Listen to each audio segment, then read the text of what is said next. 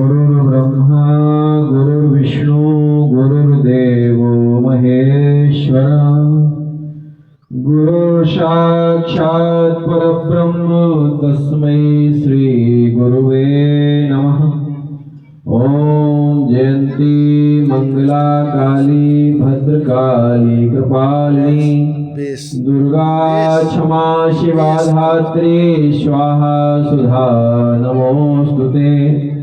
सर्वे भवन्तु सुखिनः सर्वे सन्तु निरामया सर्वे भद्राणि पश्यन्तु मा कश्चित् दुःखभाग् भवेत्। बोलिए धरती माता की जय, भारत माता की जय, गौ माता की जय, हमारी माताओं की जय हो, हमारे देवताओं की जय हो। और प्यारे प्यारे छोटे बच्चे, इनकी भी जय हो।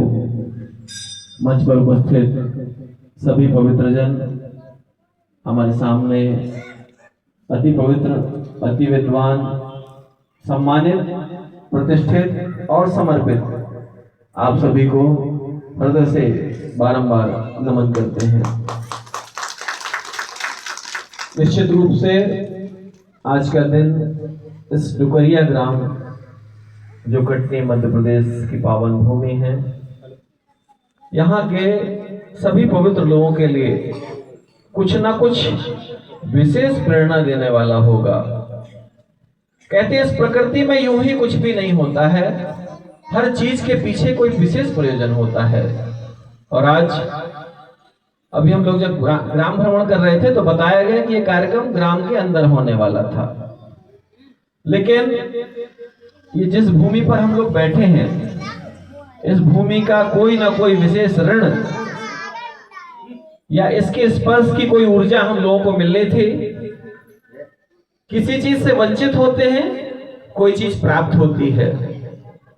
यहाँ हमारे साथ में बच्चे भी उतनी ही संख्या में हैं, माताएं भी उतनी ही संख्या में हैं, युवा भी उतनी ही संख्या में हैं और हमारे बुजुर्ग जवान भी उतनी ही संख्या में हैं। क्योंकि बुजुर्ग जवान इसलिए क्योंकि अभी हमको जानकारी लगी थी कि यहाँ पर कुछ लोग सेना से रिटायरमेंट है, हमारे जैसे परमेश्वर चतुर्वेदी जी हैं, तो ये बुजुर्ग जवान हैं। और बुजुर्ग जवान जहाँ पर होंगे निश्चित रूप से वहां पर राष्ट्र निर्माण की ही बात होगी। अभी हमारे जिनेन्द्र द्विवेदी जी से रास्ते पर बात हो रही थी तो एक शब्द जो उनके कान तक गया वो पुनः दोहराने की आवश्यकता लग रही है कि राष्ट्र निर्माण बच्चों का खेल तो नहीं, लेकिन होगा बच्चों से ही। और उन्होंने कहा बिल्कुल इस बात को स्वीकार करना पड़ेगा।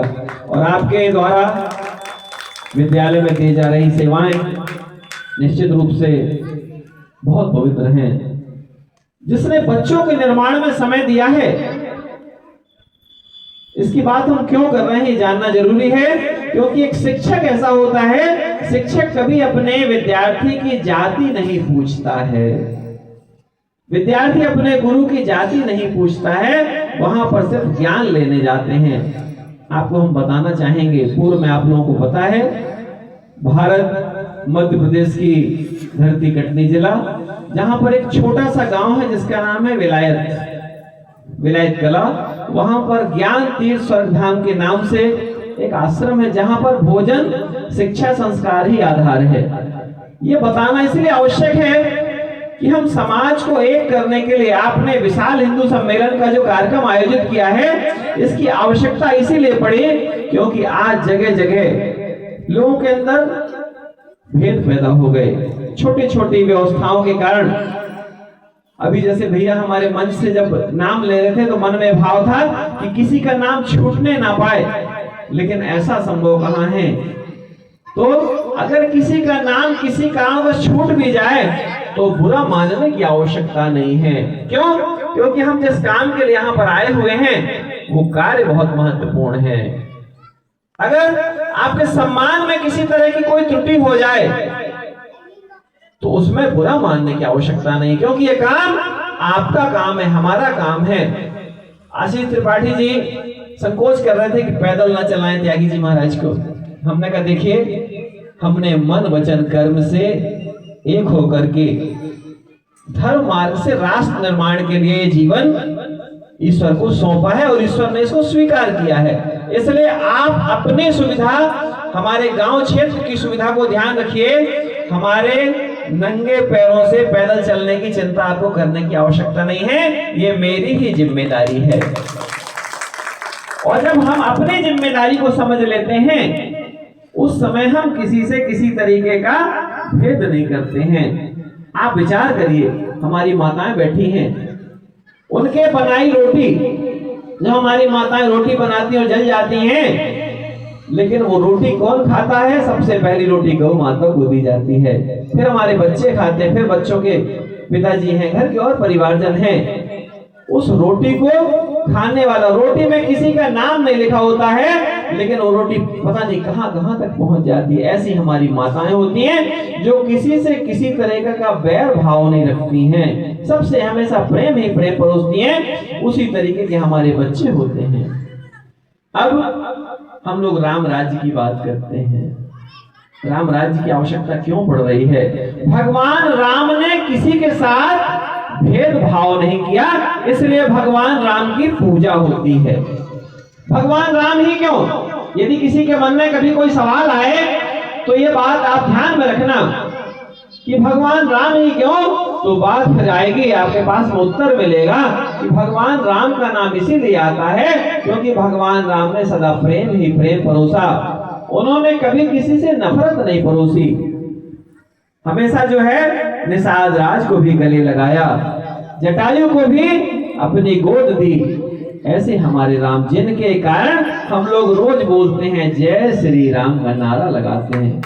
जय श्री राम का नारा लगाते हैं ना, हम लोग इसीलिए लगाते हैं।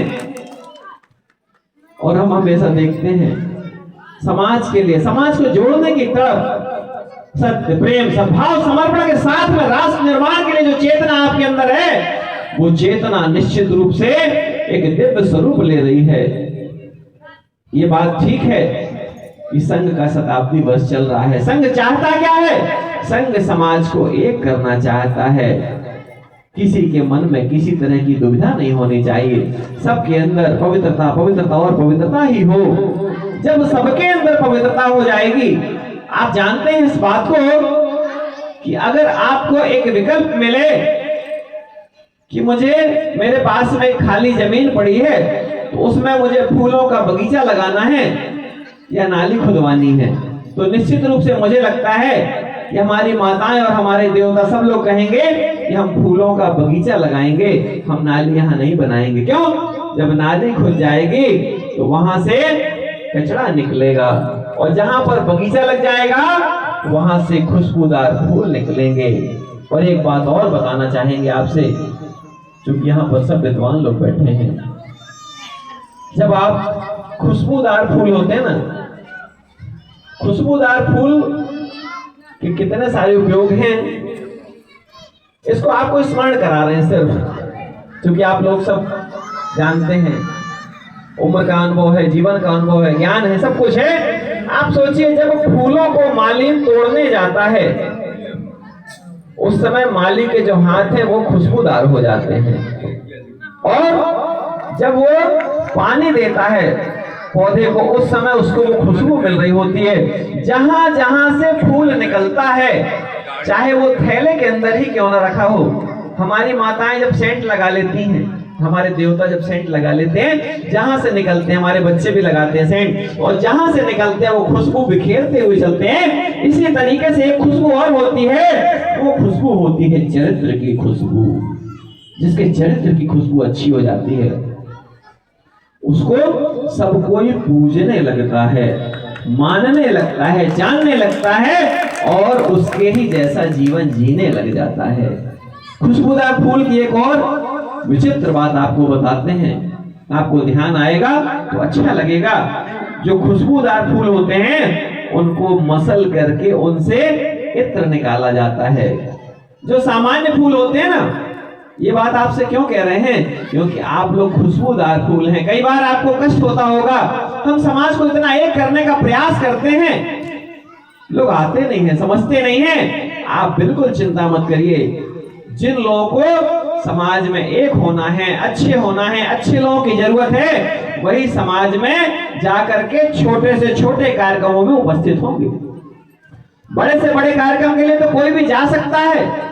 अभी आपने बड़ा टेंट लगा दिया, बड़ा डीजे लगा दिया तो कोई जा सकता है, लेकिन जो छोटे कार्यक्रमों में उपस्थित हो जाए, आप समझना ये व्यक्ति जो है राष्ट्र निर्माण की नींव है।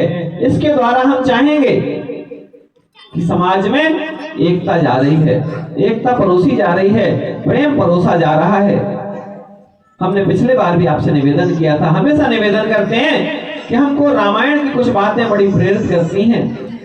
रामायण का तो प्रत्येक शब्द बड़ा मूल मंत्र है, वेद है, ज्ञान है, विज्ञान है और ज्ञान विज्ञान की पराकाष्ठा है। जब बात आती है कि हमको किससे कितना प्रेम करना, क्या इसका कोई मापदंड है?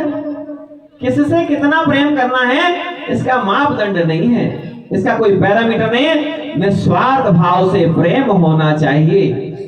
निस्वार्थ भाव से प्रेम होता है, कुछ भी प्राप्त करने की कामना नहीं होती है, तो आप सदा सदा ही प्रेम पाते भी हैं और जो प्रेम पाएगा तो परोसेगा, जो परोसेगा तो पाएगा। क्योंकि प्रकृति किसी का कर्ज नहीं रखती है। हम आप हो सकता है कि किसी का कर्ज रख लें, लेकिन प्रकृति कभी किसी का कर्ज नहीं रखती है। आपको मालूम है कि धरती पर एक छोटी सी जो दूबा उगती है और जब आप उसमें भी चलते हैं आपके पैरों को मुलायम लगता है ना। सोचिए आप, कितना छोटा सा है वो दूर्वा का पेड़, उसको अपन चारा बोलते हैं, अपन कुचलते हुए जाते हैं, लेकिन कुचलने के बाद भी वो आपको जो है आनंद ही देता है। इसी तरीके से आपका हमारा जीवन भी होना चाहिए। आपके द्वारा समाज को आनंदित करने के लिए प्रयास होने चाहिए। जिसके जीवन में हम हमेशा कहते हैं, गीता की एक बात याद रखिए, कर्मण्येवाधिकारस्ते मा फलेषु कदाचन। हम चाहते हैं हम सारी गीता को भूल जाएं, लेकिन एक बात को हमेशा याद रखें कि कर्म करो और फल की इच्छा मत करो। क्योंकि अगर आपने अच्छा बीज रोपा है, अगर हमारी माताओं ने गेहूं बोया है, गेहूं में अच्छी से देसी गोबर की खाद डाली है, तो वह जहरीला हो ही नहीं सकता है। आज प्रकृति को भी आपकी जरूरत है। हम लोग आज खेतों में जहर परोस रहे हैं, आपको मालूम होगा। हमको इसको बंद करना पड़ेगा, कम करना पड़ेगा। हम अच्छी ज्यादा उपज के लिए प्रकृति को जहरीला बनाने लगे। आने वाला जो समय है आपको जहरीला